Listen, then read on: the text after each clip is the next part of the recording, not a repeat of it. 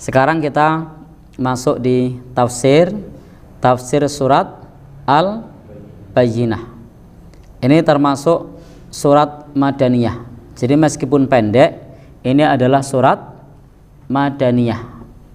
Madaniyah itu adalah surat yang turun pada saat periode Madinah. Ini disebut Madaniyah.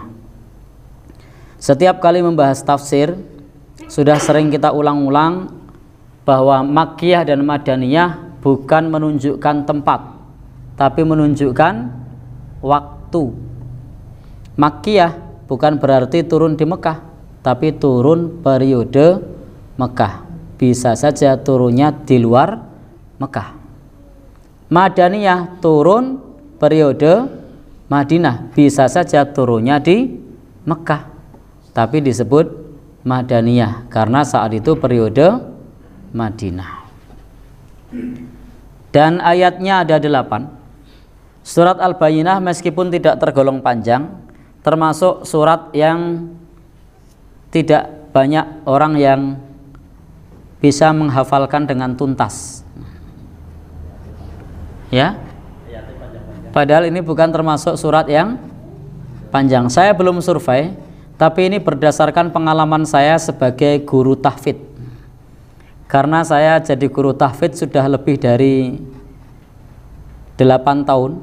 Kalau zaman di pesantren dihitung sudah lebih dari 10 tahun menjadi guru tahfidz di sekolah dasar.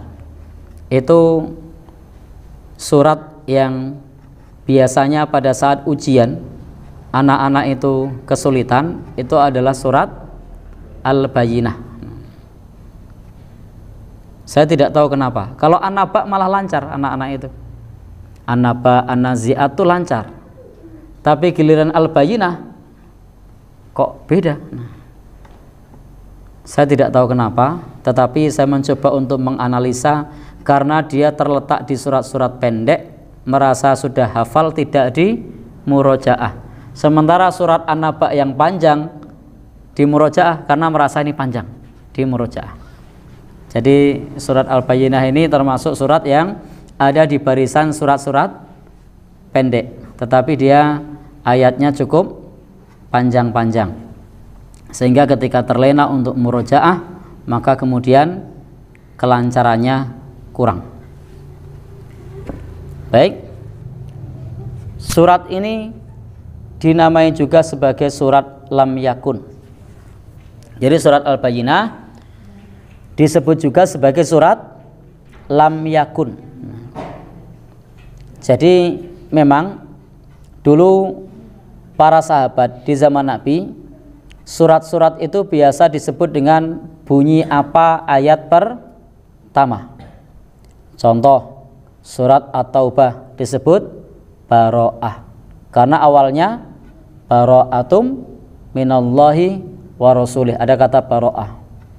Surat Al-Lahab, Al-Masad dan juga nama lainnya Tabbat karena awalnya adalah Tabbat. Surat An-Nasr nama lainnya At-Taudi, nama lainnya Idza Ja'ah karena awalnya Idza Ja'ah.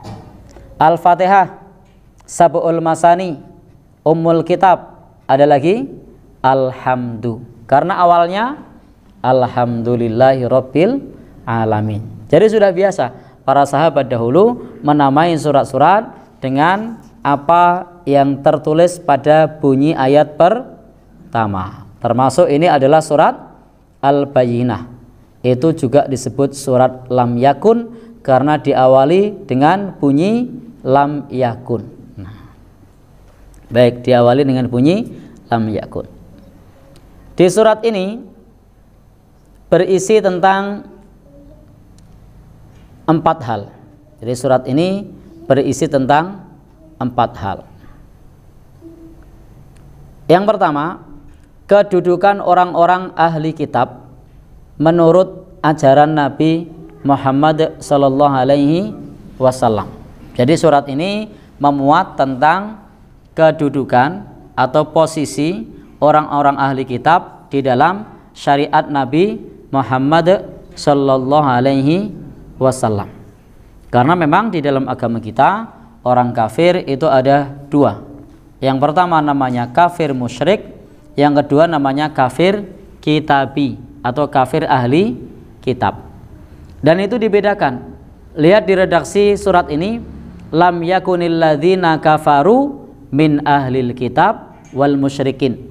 Jadi orang kafir itu ada min ahlil kitab wal musyrikin. Ada orang kafir dari ahli kitab dan ada orang kafir dari golongan musyrik. Ada dua. Kok tidak disebut kafir saja? Ternyata memang kedudukannya berbeda, perlakuannya pun berbeda. Di dalam agama kita ada sikap yang berbeda kepada orang musyrik dan kepada orang ahli kitab. Baik, bagian kedua, surat ini menjelaskan kedudukan ikhlas di dalam ibadah kepada Allah Subhanahu wa ta'ala. Bahwa di dalam ibadah kepada Allah Subhanahu wa ta'ala itu hendaknya menempatkan ikhlas. Ini terdapat dalam ayat wa ma umiru illa liya'budullaha mukhlisina lahuddin.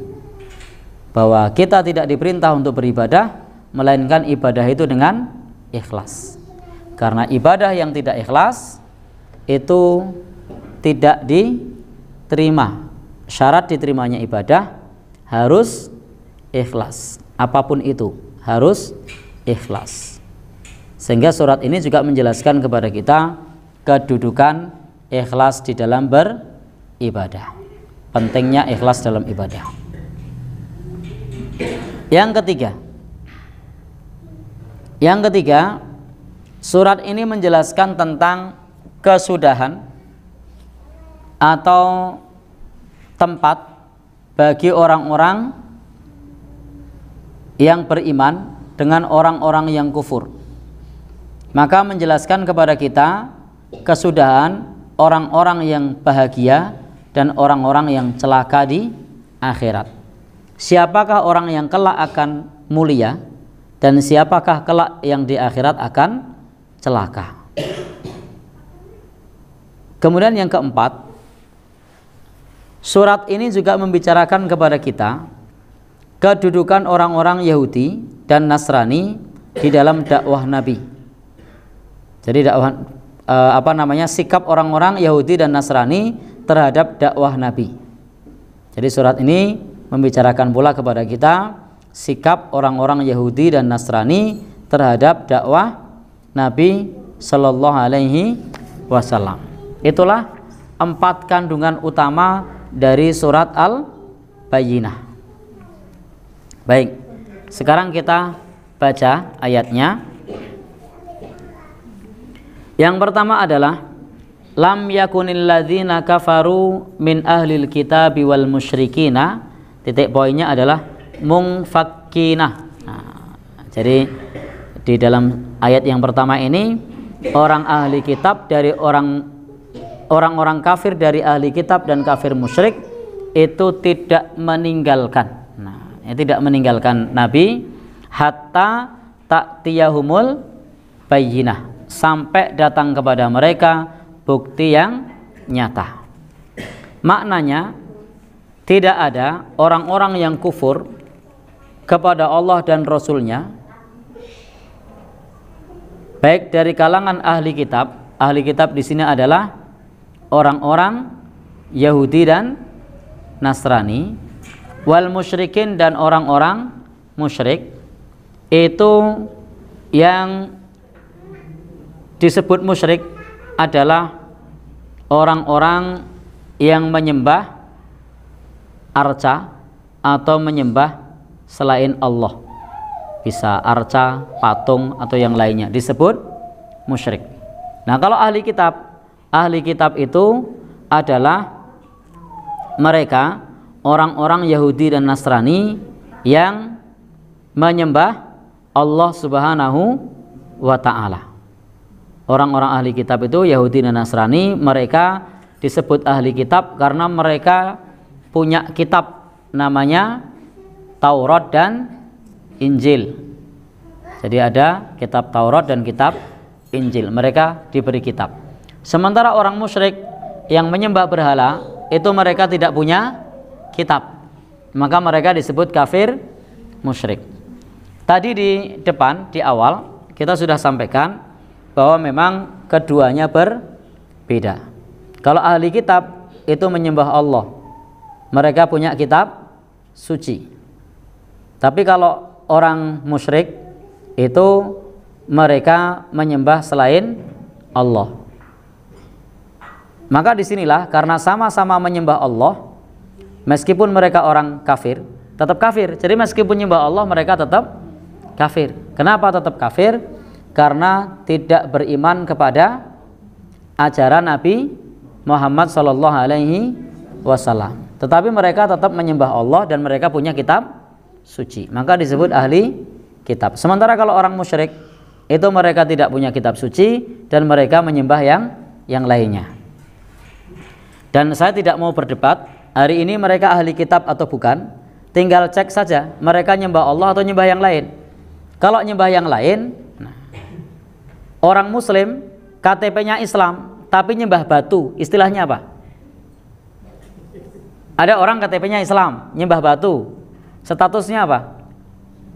Musyrik. Lalu bukan orang Islam nyembah batu, statusnya apa? Musyrik. Ya? Ya kan? Artinya orang Islam pun ketika menyembah batu, KTP-nya Islam menyembah batu apa? Musyrik. Lalu ada orang ahli kitab nyembah selain Allah, apa? Ahli kitab apa musyrik? Ya? Gimana? Ya bukan. Tapi apa istilahnya? Kalau nyembah selain Allah, ya musyrik. Ya. Artinya kalau orang muslim saja yang KTP-nya Islam saja ketika menyembah selain Allah itu musyrik. Lalu kalau orang yang kafir menyembah selain Allah, kafir musyrik apa tidak? Kan kafir ada dua kan? Kafir kitabi, kafir musyrik. Nah. Baik. Maka sahabat Ibnu Umar itu pernah mengatakan, adakah orang yang lebih syirik dibandingkan orang yang menyembah Isa ibnu Maryam? Kata sahabat Ibnu Umar. Maka kalau yang disembah adalah Isa ibnu Maryam, maka menurut sahabat Ibnu Umar itu namanya musyrik. Menurut sahabat Ibnu Umar, kalau yang disembah Nabi Isa alaihis salam. Kalau yang disembah Uzair, maka itu musyrik. Sehingga di sini Allah berfirman ada ahli kitab, ada musyrik, karena memang beda. Ahli kitab itu mereka orang yang menyembah Allah, punya kitab, sementara kalau orang musyrik tidak punya kitab, menyembah yang lain. Baik, itu berdasarkan pernyataan sahabat Ibnu Umar. Dan dalam hal ini memang para ulama berbeda pendapat. Ulama madhab yang 4 itu menyebutkan bahwa orang Yahudi dan Nasrani itu mereka ahli kitab tanpa memberikan rincian, Baik.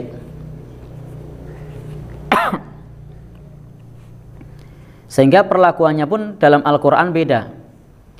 Orang musyrik kalau menyembelih hewan, sembelihannya bagi umat Islam haram.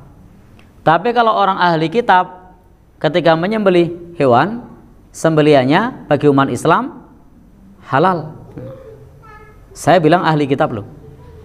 Jadi orang ahli kitab yang menyembelih ayam yang disembelih itu halal bagi umat Islam.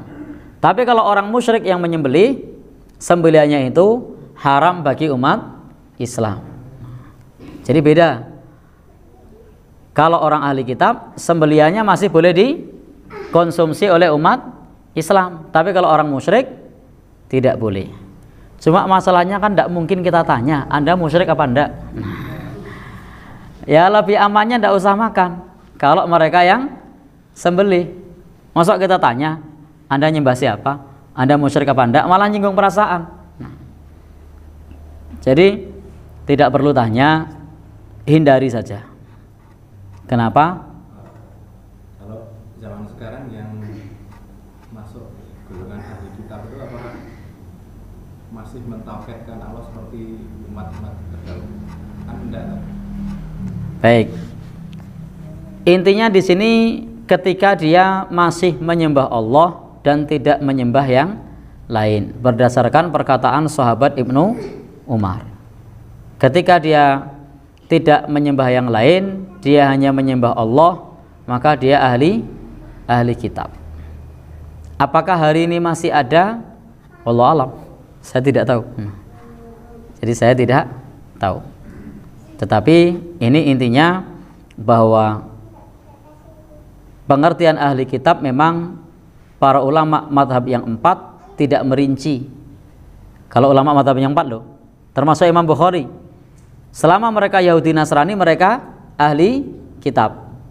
Walaupun kalau saya pribadi berpegang teguh kepada pernyataan sahabat Ibnu Umar bahwa ketika menyembah Isa ibnu Maryam maka statusnya adalah musyrik. Saya berpegang kepada perkataan sahabat Ibnu Umar yang menyebutkan kalau menyembah Nabi Isa statusnya musyrik. Nah, baik. Tetapi ulama mazhab yang 4 itu mereka menyampaikan bahwa orang Yahudi dan Nasrani itu tetap ahli kitab. Jadi mereka tetap ahli kitab menurut ulama mazhab yang 4, termasuk Imam Bukhari. Baik. Jadi ini memang ada silang pendapat. Termasuk juga pernikahan. Pernikahan dengan ahli kitab. Pernikahan dengan musyrik itu beda. Pernikahan dengan musyrik itu dilarang oleh Al-Qur'an. Wala tankihul musyrikat hatta yu'min. Jadi tidak boleh menikahi atau menikahkan orang muslim dengan orang musyrik sampai mereka beriman. Jadi sampai mereka beriman.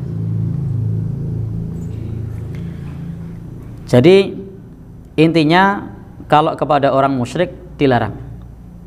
Tapi kalau kepada ahli kitab, Allah berfirman, wal muhsanatu minalladzina utul kitaba hillul lakum.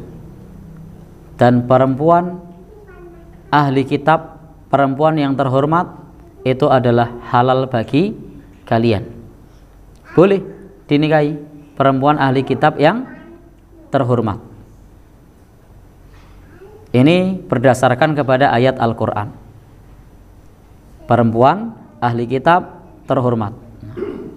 Jadi syaratnya perempuan ini adalah dari kalangan perempuan yang terhormat dan dia ahli kitab. Dan ingat, di negeri kita perangkat hukumnya tidak ada. Nikah beda agama. Dan karena perangkat hukumnya tidak ada, rasa aneh-aneh.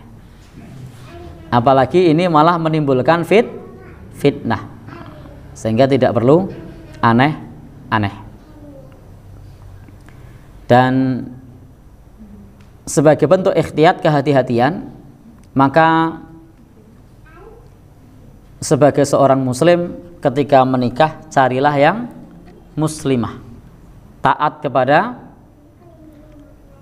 aturan negara, menikah yang seagama. Dan dalam agama kita juga tidak boleh menikah dengan perempuan musyrik. Kita tidak tahu nanti ini musyrik apa ahli kitab. Dan bagaimana cara mengetahui dia perempuan terhormat atau tidak? Bagaimana cara mengetahui dia tidak musyrik? Kan repot juga.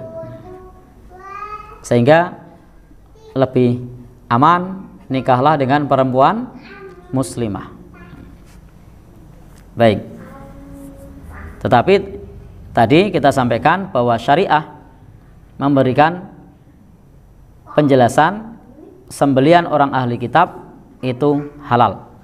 Kemudian perempuan ahli kitab itu halal dinikahi. Itu hukum asalnya begitu. Cuma persoalannya yang menjadi perdebatan adalah apakah mereka saat ini ahli kitab atau bukan. Nah, poinnya di situ yang menjadi perdebatan. Mereka ahli kitab atau bukan. Baik. Baik, di ayat ini Allah Subhanahu wa taala berfirman, orang-orang kafir dari ahli kitab dan musyrik itu tidak meninggalkan nabi akhir zaman sampai datang kepada mereka bukti yang nyata. Jadi sampai betul-betul Nabi Shallallahu Alaihi Wasallam itu datang, yakni diutusnya beliau Shallallahu Alaihi Wasallam.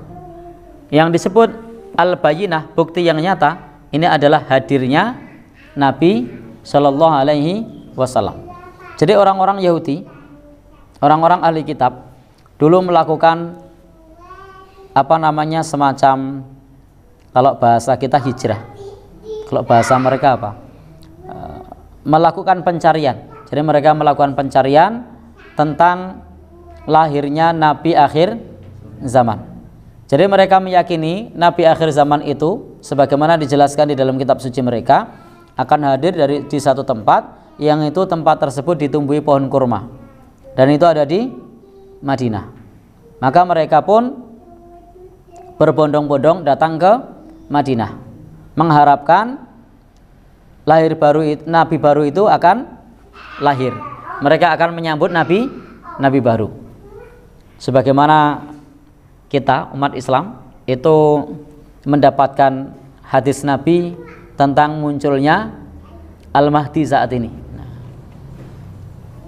Kita berharap akan muncul di negaranya, misalnya berharap muncul di mana, semuanya punya harapan, sampai banyak Imam Mahdi palsu, karena banyak orang yang punya harapan besar. Nah, di zaman itu ketika Nabi Shallallahu Alaihi Wasallam belum hadir, di kalangan orang-orang Yahudi juga punya harapan besar, Nabi itu dari kalangan mereka. Maka mereka pun pergi ke tempat yang ditumbuhi pohon kurma itu, dan ternyata Nabi yang lahir itu lahir dari Bani Ismail, bukan Bani Israel. Sehingga mereka merasa kecewa. Karena kecewa, maka mereka kemudian justru menolak hadirnya Nabi kita karena tidak sesuai harapan mereka. Harapan mereka adalah dari keturunan Israel atau Bani Israel, ternyata malah Bani Ismail, sehingga mereka merasa kecewa. Jadi justru meninggalkan itu ketika sudah datang yang dinanti-nanti. Begitu yang dinanti-nanti datang, itu kecewa. Memang kadang-kadang manusia punya sifat seperti itu. Dulunya dinanti-nanti, sekarang kecewa. Itu kadang muncul seperti itu. Baik. Kenapa? Karena yang dinanti-nanti tidak sesuai yang diinginkan. Nah, kadang-kadang manusia melakukan sesuatu hanya berdasarkan kepada hawa nafsu. Nah, di sini menimpa orang-orang Yahudi. Karena tidak sesuai hawa nafsunya, maka tidak bisa menerima hadirnya Nabi baru. Maka al-bayyinah ini dijelaskan Rasulun minallah. Nah, seorang rasul dari Allah Subhanahu wa taala.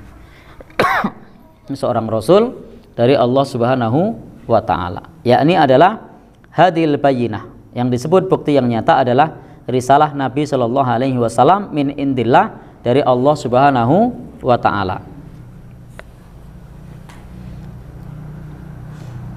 Maka di sini yatlu suhufan mutahharah ay yaqra alaihim, artinya membacakan atas mereka lembaran-lembaran yang disucikan dari kebatilan. Nah, jadi lembaran-lembaran yang disucikan dari kebatilan, yakni membacanya adalah membaca dengan hafalan, bukan membaca dengan tulisan. Li'anna Nabiya sallallahu alaihi wasallam, karena Nabi itu adalah ummi, buta huruf. Yang la yaqra, yang tidak bisa membaca dan tidak pula bisa menulis. Jadi Nabi itu tidak bisa membaca dan tidak bisa menulis. Baik. Maka di sini disebutkan membacanya an dhahri qalbihi, dari hatinya, la an kitabin, bukan dari kitab. Kenapa disebut suhuf? Karena apa yang lahir dari hatinya itu diwujudkan dalam lembaran-lembaran. Karena Nabi itu memang kana ummiyan, adalah seorang yang buta huruf. Jadi Nabi SAW itu buta huruf, tidak bisa baca, tidak bisa nulis. Dan ini juga dalil yang menjelaskan kepada kita tentang kerasulan beliau, kenabian beliau. Kalau beliau bukan orang yang buta huruf, mudah saja orang mengatakan Muhammad ngarang. Tetapi karena beliau adalah orang yang buta huruf, maka orang tidak bisa mengatakan begitu, bahwa beliau adalah benar-benar seorang nabi. Beliau benar-benar seorang nabi, karena tidak bisa baca, tidak bisa tulis, tetapi menyampaikan syair yang cukup mengguncangkan pada saat itu, yang menggemparkan, karena memang saat itu adalah zamannya syair, yang syairnya tidak tertandingi. Qala Ibnu Abbas, sahabat Ibnu Abbas menyebutkan mutahharah, yang disucikan. Jadi membacakan lembaran-lembaran yang disucikan. Yakni di sini suci minazur, suci dari kepalsuan. Suci dari kepalsuan. Wasyak, suci dari keraguan. Wan nifaq, suci dari kemunafikan. Wat dhalalah, suci dari kesesatan. Jadi Al-Qur'an itu adalah sebagai firman Allah Subhanahu wa taala yang disucikan, suci dari kepalsuan. Semua dari Allah Subhanahu wa taala, suci dari keraguan. Kita tidak perlu meragukan wahyu dari Allah Subhanahu wa taala. Suci dari kesesatan. Yakinlah kita bahwa Al-Qur'an itu adalah petunjuk yang lurus. Wa qala Qatadah. Qatadah mengatakan mutahharah anil batil, disucikan dari kebatilan. Jadi Al-Quran itu isinya tidak ada yang batil, semuanya adalah al-haq, semuanya adalah kebenaran, tidak ada yang batil. Kalau kemudian ada yang tidak sesuai dengan pikiran kita, itu artinya pikiran kita yang salah, bukan Al-Qur'annya yang keliru. Jadi kalau ada yang tidak sesuai dengan akal kita, itu bukan Qur'annya keliru, tapi yang keliru adalah akal kita. Yang keliru adalah hawa nafsu kita. Karena Al-Quran ini adalah petunjuk hudalil muttaqin, petunjuk bagi orang yang bertakwa. Al-Quran adalah hudalin nas wa bayyinatum minal huda. Jadi petunjuk bagi manusia dan menjelaskan kepada manusia petunjuk. Jadi jangan sampai kemudian Al-Qur'annya disesuaikan dengan pikiran kita. Hendaknya pikiran kita yang tunduk kepada Al-Qur'an. Ibarat orang ngukur sesuatu, jangan kemudian ketika pakai meteran, kok meterannya yang dipotong, tapi yang dipotong itu kayunya, bukan meterannya. Kalau kurang panjang ya, yang dipanjangkan kayunya, bukan meterannya, yang disambung kayunya. Bukan kemudian malah meterannya yang menyesuaikan. Baik. Fiha kutubun qayyimah. Di dalam lembaran-lembaran itu terdapat kutubun, kitab-kitab qayyimah yang lurus. Maknanya adalah ahkamun qayyimah la iwaj fiha. Ada hukum-hukum yang lurus yang tidak berbelok, yang menjelaskan yang hak dari kebatilan. Jadi menjelaskan yang hak dari kebatilan. Al-muradu, yang dimaksud dengan suhuf di sini, al-qaratis, adalah kertas-kertas yang ditulis fihal Quran, padanya Al-Quran.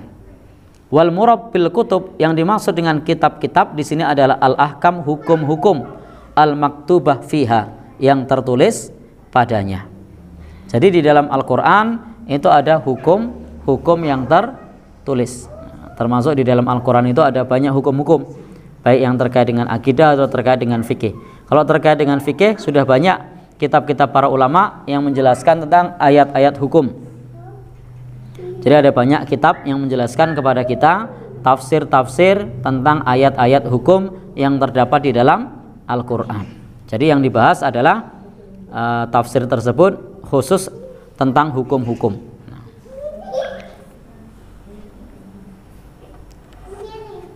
Wa inna ma qala fiha kutubun qayyimah, dan sesungguhnya ketika Allah berfirman kitab-kitab yang lurus, karena Al-Quran adalah merupakan intisari dari kitab-kitab terdahulu. Jadi karena Al-Quran itu adalah kumpulan dari intisari kitab-kitab terdahulu.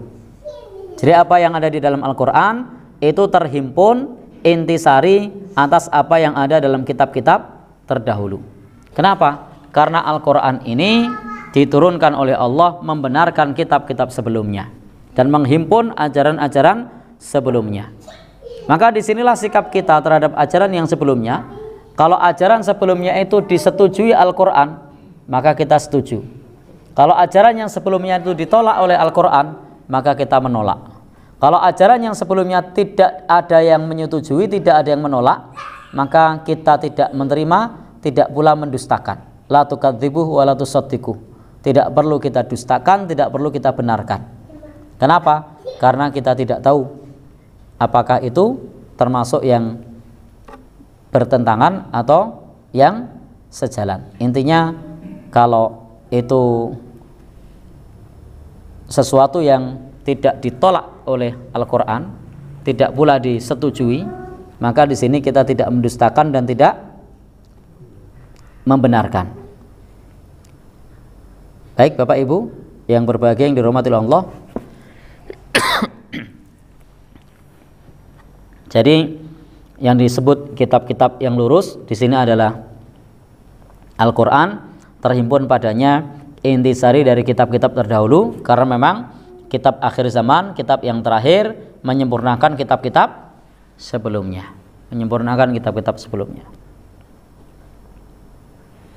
Tsumma dzakara ta'ala, kemudian Allah Subhanahu wa taala berfirman,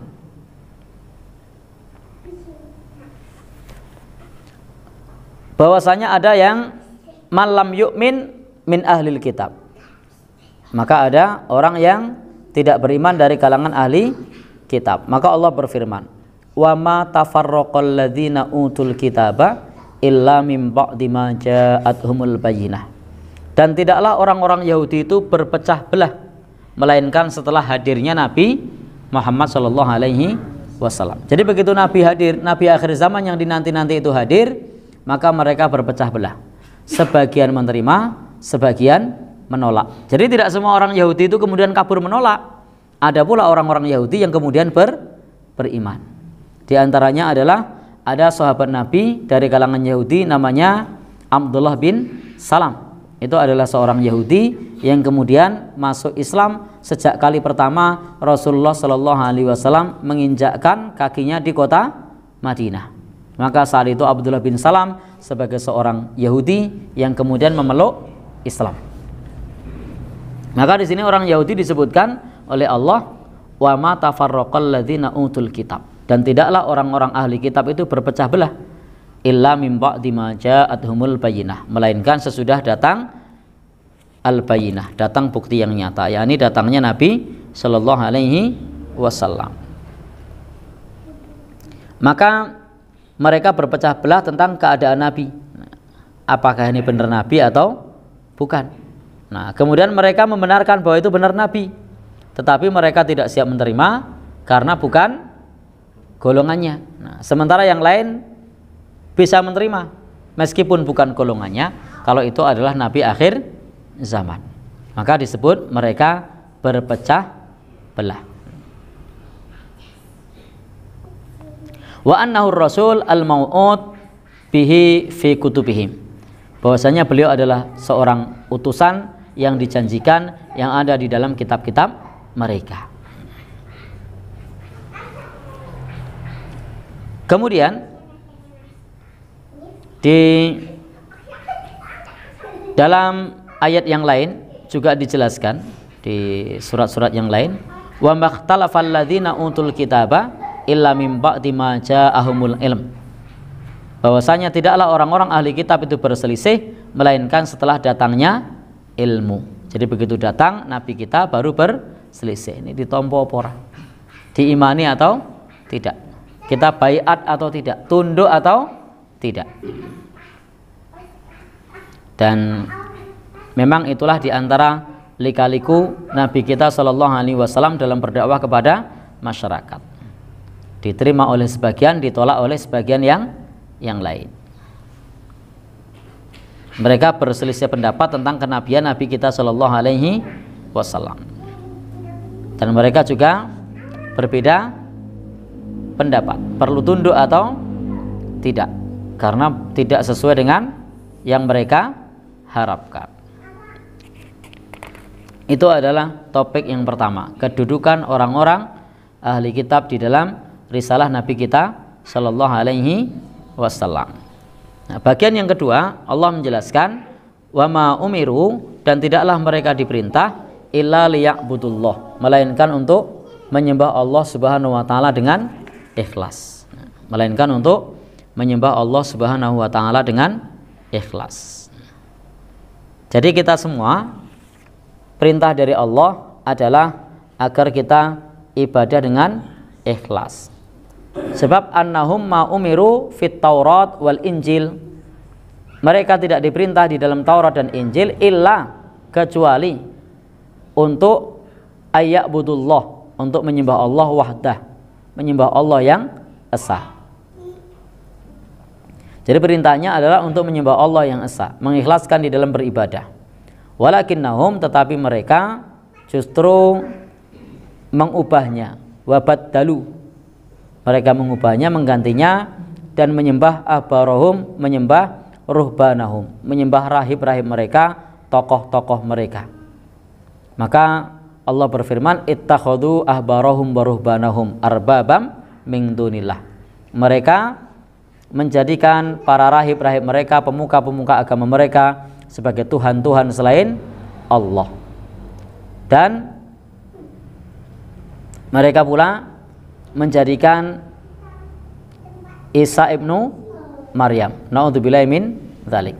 Padahal kita tidak diperintah kecuali untuk menyembah Tuhan yang satu, bukan menyembah yang lain. Baik Bapak Ibu yang berbahagia, yang dirahmati oleh Allah Subhanahu wa taala, dan di dalam agama kita ibadah apapun juga sama, itu harus ikhlas. Karena ibadah tanpa ikhlas, maka ibadah tersebut tidak diterima. Masih ingat syarat diterimanya ibadah? Ada berapa? 3. 1, iman Islam. 2, ikhlas. 3, ittiba. Tanpa 3 syarat itu amal tidak diterima. Jadi wajib ada 3 syarat. Yang pertama adalah iman Islam, yang kedua adalah ikhlas, yang ketiga adalah ittiba, mengikuti tuntunan Rasulullah Sallallahu Alaihi Wasallam. Kemudian di sini disebut hunafa, hanif, agama yang lurus, tidak condong ke kanan, tidak condong ke kiri, agama yang lurus dari sesembahan-sesembahan yang lain. Maka disebut hunafa, maknanya adalah agama yang lurus. Lurus mengikuti milah Ibrahim. Jadi lurus mengikuti milah Ibrahim, termasuk agama-agama yang ada di tanah Jazirah Arab pada saat itu adalah masuk bagian dari agama milah Ibrahim. Hanya saja kemudian sudah tercampur dengan berbagai macam budaya, sehingga tidak sesuai lagi dengan ajaran milah Ibrahim. Maka orang-orang yang umroh, orang-orang yang haji, orang-orang yang tawaf, itu tidak sesuai lagi dengan syariat Nabi Ibrahim, tetapi mereka justru malah saat tawaf bersiul dan bertepuk tangan, bahkan tidak pakai pakaian. Maka kemudian ketika Islam datang, itu diluruskan kembali sesuai dengan fitrah tauhid. Wa yuqimus shalah, dan juga mendirikan salat. Wa yu'tuz zakah, dan juga menunaikan zakat, yang mendirikan sholat dan menunaikan zakat. Baik, teman-teman semua yang berbahagia yang dirahmati oleh Allah Subhanahu wa taala, dan inilah agama yang lurus. Insya Allah kelanjutannya kita lanjutkan di kesempatan yang lain. Tidak bijak kalau berpanjang lebar. Subhanakallahumma wa bihamdika asyhadu an la ilaha illa anta. Monggo. Ada ayat wala tandangan yaitu wala nasara hatta tatabbiya milatahu. Ya. Baik, di ayat ini disebutkan Allah berfirman walang tardha, dan tidak akan ridho anka kepadamu wahai Muhammad. Orang-orang tidak akan ridho kepadamu wahai Muhammad al-yahudu walan nasara, orang-orang Yahudi dan Nasrani.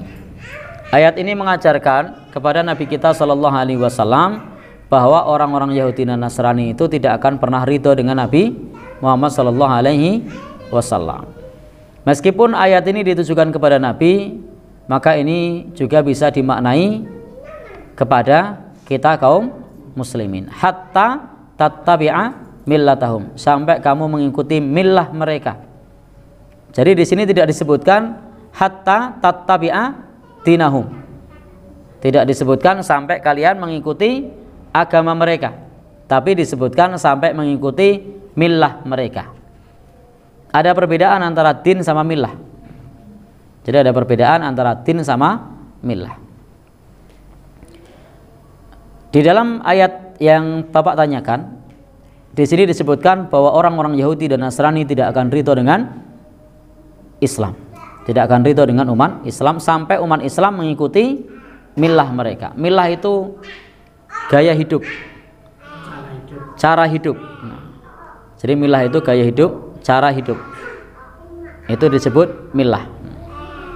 Bagaimana umat Islam diajarkan makan pakai tangan kanan sambil duduk. Diajarkan menutup aurat, diajarkan sopan santun, diajarkan tidak hura-hura. Maka mereka menganggap bahwa umat Islam ini dikekang, apa-apa tidak boleh, harus begini begitu.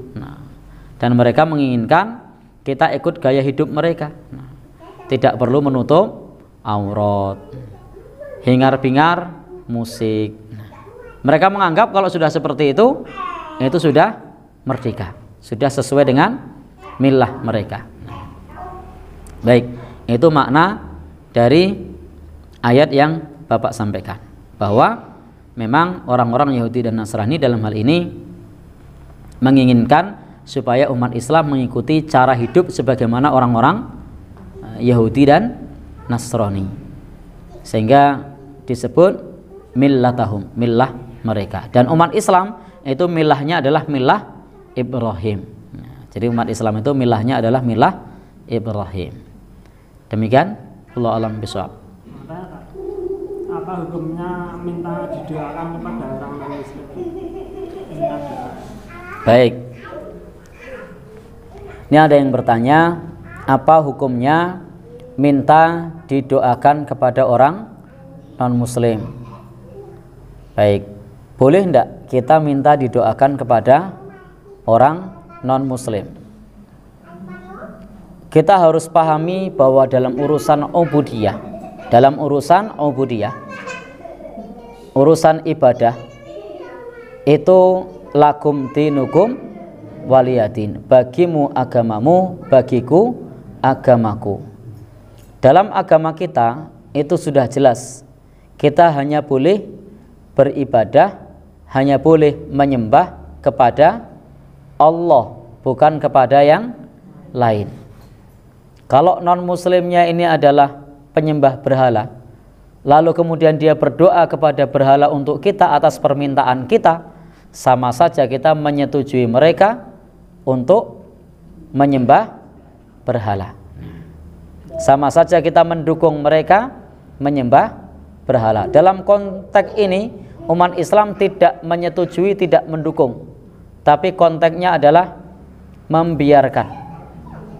Jadi konteksnya adalah membiarkan, tidak mengganggu, tidak mengusik mereka. Jadi umat Islam itu kepada orang yang berbeda agama tidak mengganggu keyakinannya, tidak mengusik, tidak ngolok-olok. tapi ketika mereka punya keyakinan seperti itu adalah hak mereka. Nah, itu adalah hak mereka. Bukan berarti kemudian kita mendukung.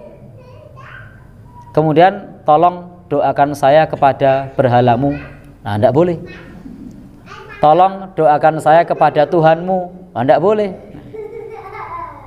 Kenapa? Karena konsepnya adalah sudah jelas, kita umat Islam itu ifradullah bil ibadah, mengesahkan Allah di dalam beribadah, bukan menduakan Allah Subhanahu wa ta'ala.